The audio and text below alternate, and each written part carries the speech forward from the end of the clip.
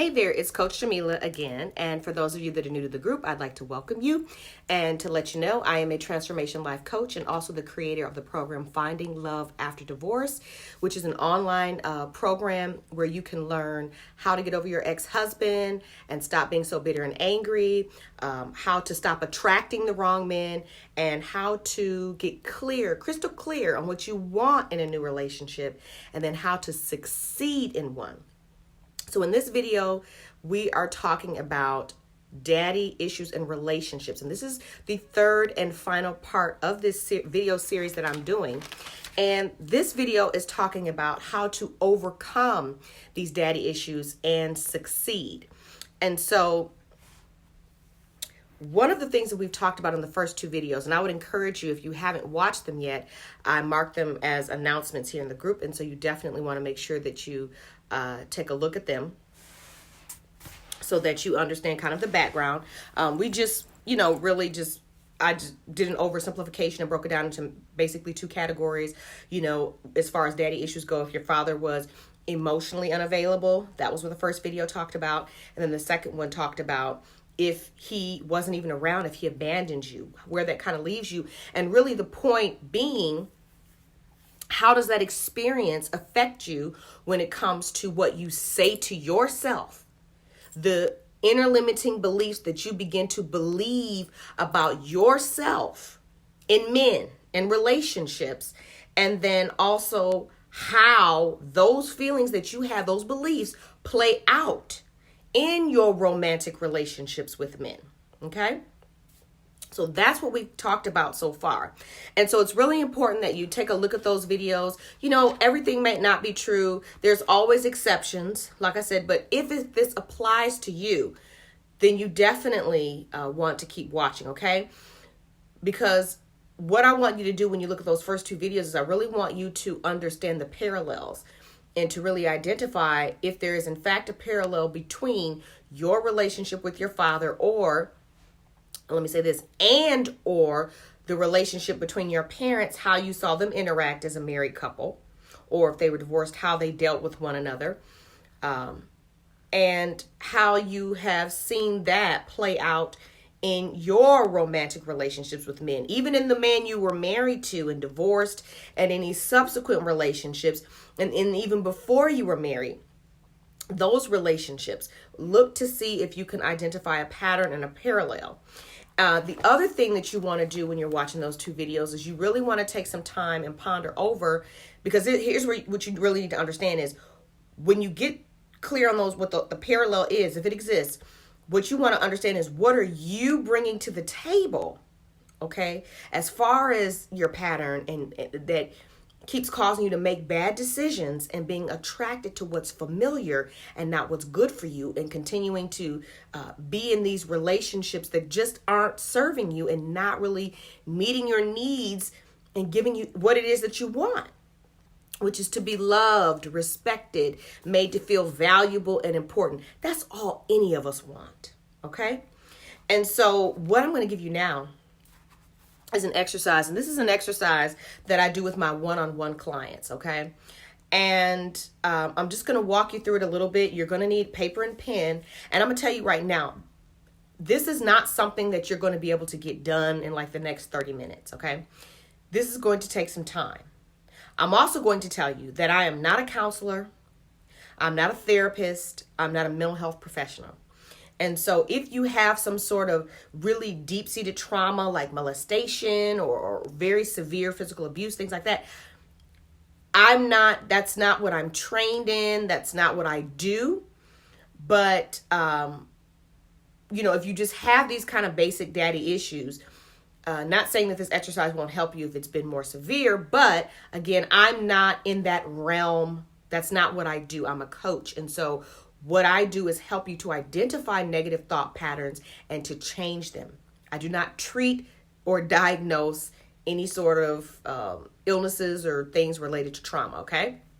So I want to make that absolutely crystal clear. So as you go into this exercise, you do so at your own risk, okay? Like I said, when I do it with my clients, I only work with certain clients one-on-one. So it's not a free-for-all. There's certain criteria that have to be met. And then, of course, I'm, talking to them on a weekly basis, communicating through email daily, so we're going through this together. But it certainly is something, that you can do on your own.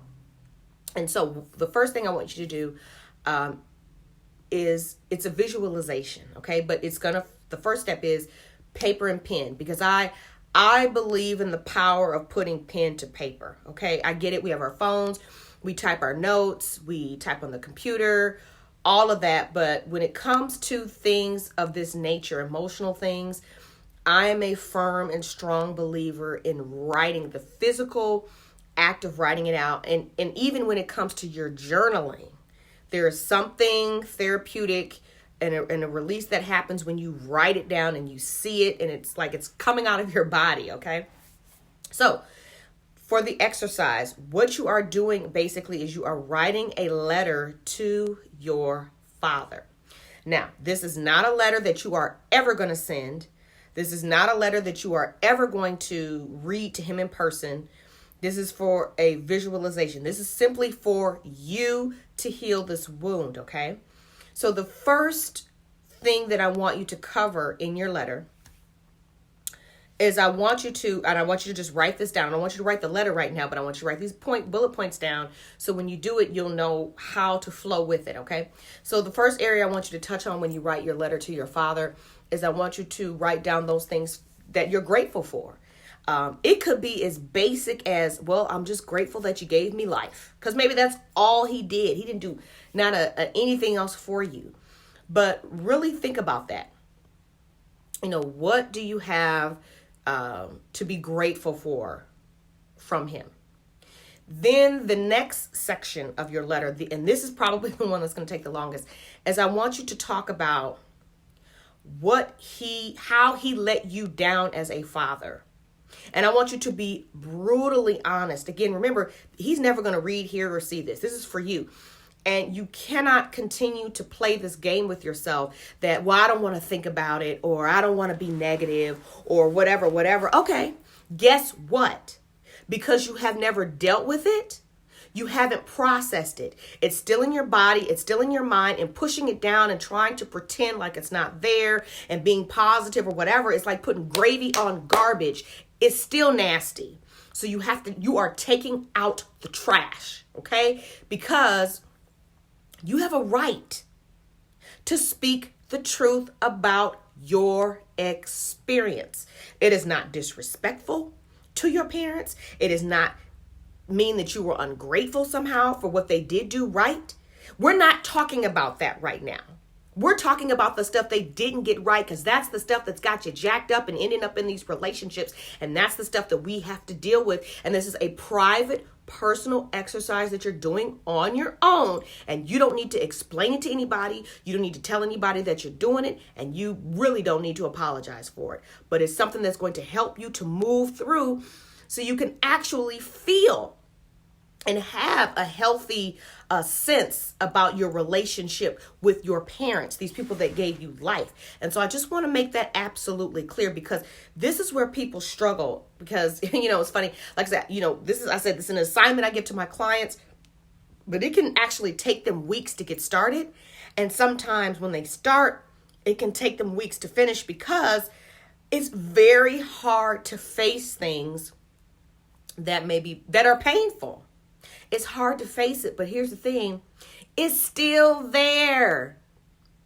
It's like, imagine it's a cabinet here, and there's all this ugly, stinky garbage in here, and you just have your back turned, and you keep trying to say, well, I don't want to open that cabinet. It's so gross. Okay, but meanwhile, your house is it stinks.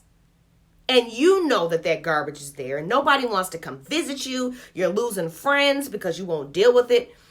And so what you need to do is put on some rubber gloves and get a bucket of Clorox, put on a mask, and get to cleaning.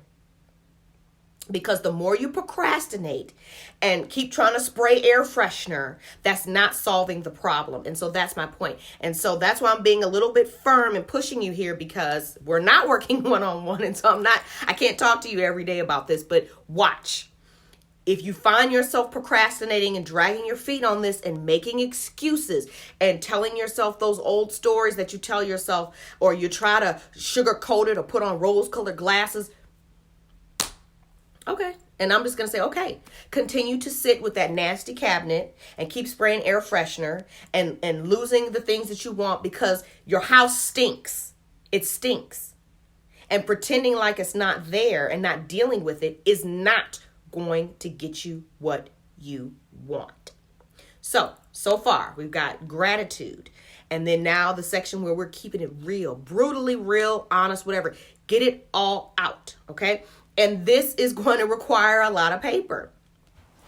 Then the next section that I want you to focus on, when you talk about all the things he did wrong, right? Because you started off talking about what he did right. Don't forget that. And then you're going into everything he did wrong.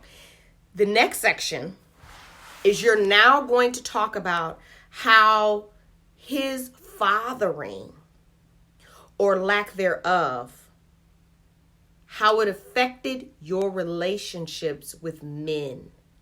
And sometimes it's not just romantic. Sometimes it's even in the workplace or whatever. But you want to get it all out, write it all out. And then the last section, and you may just need to write this out verbatim because you are going to read this aloud, is you want to thank him for giving you life. And you want to acknowledge that you understand that he could not give you what he didn't have. That you understand that hurt people hurt people. But that was his experience and not yours. And so you forgive him and are moving on. Okay? So that you may need to play back and write it out, in your own words or, some verbatim version of that. But, saying it like like you're talking to him, okay?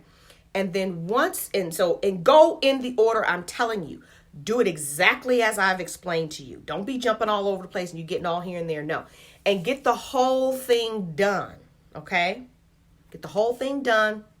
And then you are going to sit down with all these papers, okay? And there's some things that need to be clear. You need to be home alone or, in your room alone where nobody can hear you. Because remember, when you start talking about things that are painful or making you angry, you may start yelling. You might you're going to be crying. It's going to be like you're having that real conversation, and those emotions coming out, that's good. You want them out. Okay.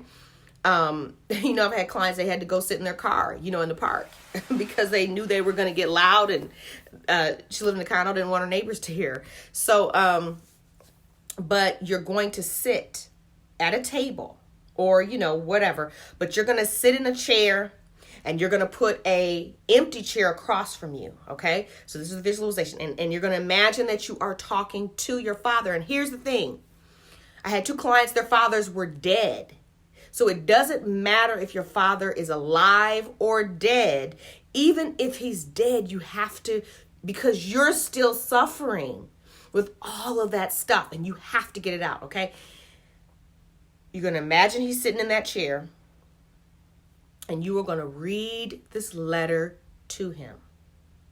And when you get to that section where, you're talking about all the things that he did wrong, you are going to get upset. You are going to cry. You are going to, find yourself getting emotional, and you might need to pause and cry, but just let it out. Let it out. Just let it out, because it's only you there, and this is, and really in the visualization, it's in a way, like he's seeing the pain. Do you understand what I'm saying? But simply by you expressing it and putting words to it, that little child or that little girl that experienced all this stuff, it's like you are speaking for her and to her and then letting her, and it's like you're just checking off the list. And you're letting her heal, okay? And you get through all that, and you get done, and then you get to that section. Now, when you're done, whenever we bring up things that are emotional, it can take us maybe a little time to process, okay? So how should you feel after? Well, it may not be immediate. It may be a day or two or so. But what you should feel towards him when you think back, as you should feel a sense of just feeling neutral. So you're not angry anymore. You're just kind of neutral. You don't feel that way anymore. When you think of these things, you don't immediately go back and connect with the pain as if you're reliving it, because you've already worked through it and let it go. Do you understand what I'm saying?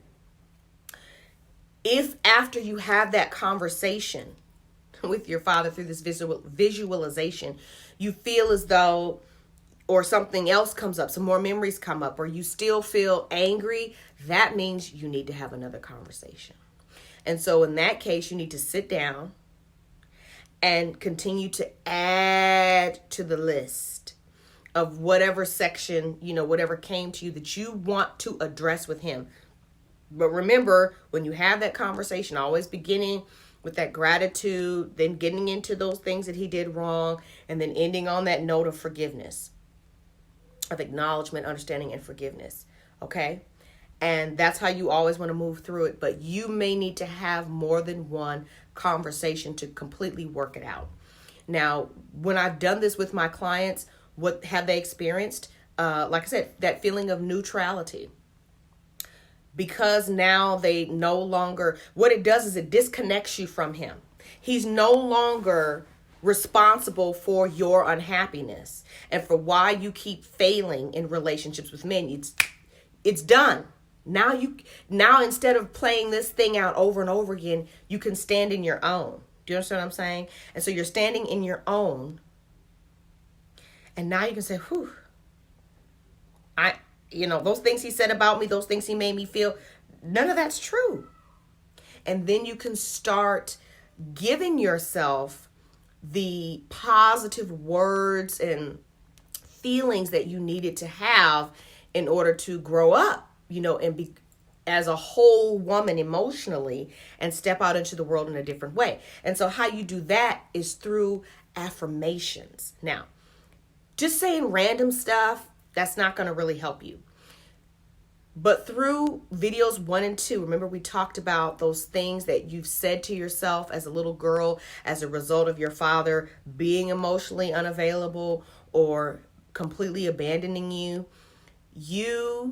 Through that, you've identified those beliefs. For example, you might say, I'm worthless, I'm unlovable. Those types of things, those are your beliefs. And how do you identify a belief? Think about your most recent bad relationship and say to yourself, what did I have to think, feel, and believe about myself in order to find myself in this situation? The first thing that comes to your head, that's it right there. It's not something that should take a long time. Okay, it's not something you have to ponder over. It's the first thing that comes in your head. It doesn't have to make sense. It could be something as simple as, oh, men are liars, or I'm stupid. That's the belief. Okay, it comes right up. You don't have to search for it. So once you have the belief, now you can address it. And so what you want to do is you want to create positive affirmations that counteract that. So for example, let's just take that one. You say to yourself, I'm worthless. So sometimes when you're dealing with a belief that's so deeply ingrained and you've had for so long, even though now you've gone through this exercise, you've worked on healing, and understand your mind and your body still has to process the release of all that. Remember, you've been holding on to that for years. And so give yourself a minute, to process through that. Okay. But you can start saying your positive affirmations immediately. There's no need to, because once you clear out the bad, you got to put something in there. Okay. Or something's gonna, we're always being influenced. Okay. There is no such thing as you're not, somebody trying to get you to think a certain way, feel a certain way, whatever. We have the media, advertising, whatever. People, friends, their opinions, social media. So you got to put the good stuff in there that you should have gotten, but now you're going to give to yourself. And so, for example, let's say, take this belief. Let's say you're like, okay, I'm worthless, right?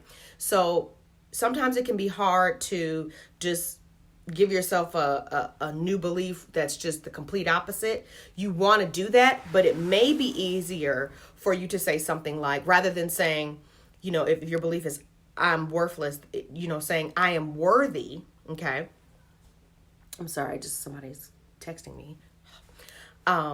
You could say, it's okay for me to be worthy of love and attention.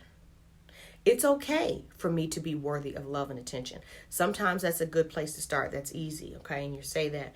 And you want to make sure you say it at least 3 times, okay? And then when that kind of starts to feel like you believe it and accept it, then you can say, I am worthy of love and attention. I am worthy of love and attention. And when is the best, and write them out, write out your affirmations. In fact, a good place to start is to physically write them out, 3 times to really start getting in the workings. But when you finally get them hashed out, like you have a list of them, the way that I do it, and that has worked for me, is I actually have recorded them on my phone, and I listen to them as I'm falling asleep, and I listen to them first thing in the morning before I get out of bed, okay? And the reason for that is because you're sleepy, and when you're sleepy, that's the easiest time for your mind to be acceptable and open to these new concepts and beliefs, okay? So again, you're clearing out the old and the bad, and you're putting in the new, okay? Now, the final piece in overcoming this that you need to keep in mind is, like I said, this is a private, personal thing that you are doing and working on. This is not something that you need to be sitting around a happy hour chatting about with your friends and getting their 2 cents and all that on it, okay? Because it's a process, and you need to allow yourself to go through the process and get through it, because otherwise you're open and you're vulnerable, and anybody can just kind of sabotage. And because when you're open and vulnerable like that, you can get hurt very easy or affected very easy. And so don't allow anybody to interfere with this. Put yourself in an emotional bubble for this, okay?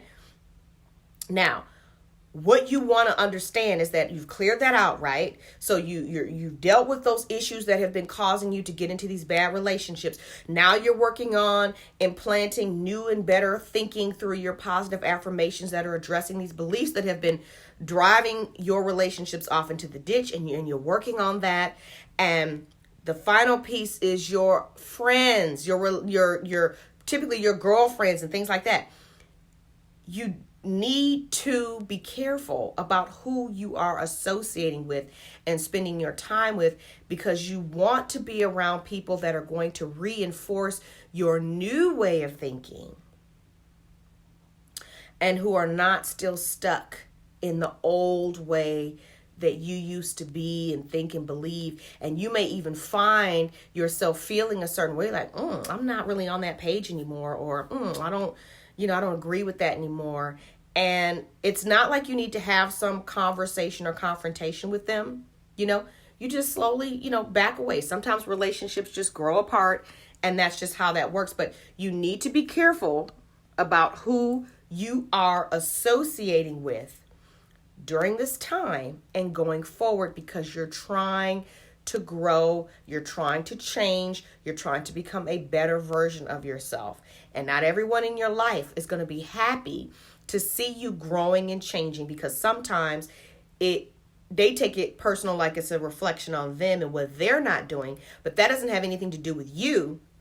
That's just their own conscience pricking them, because they know that it's something that they need to do, but they don't want to do it. They're afraid to do it. They don't understand. Everybody's journey is individual. And just because you're up here and they're way at the beginning, and they don't even recognize maybe they need to be on a journey, you don't have to listen. No, you don't need to explain to them what you do. Why are you talking about algebra to someone who has not learned yet how to add and subtract?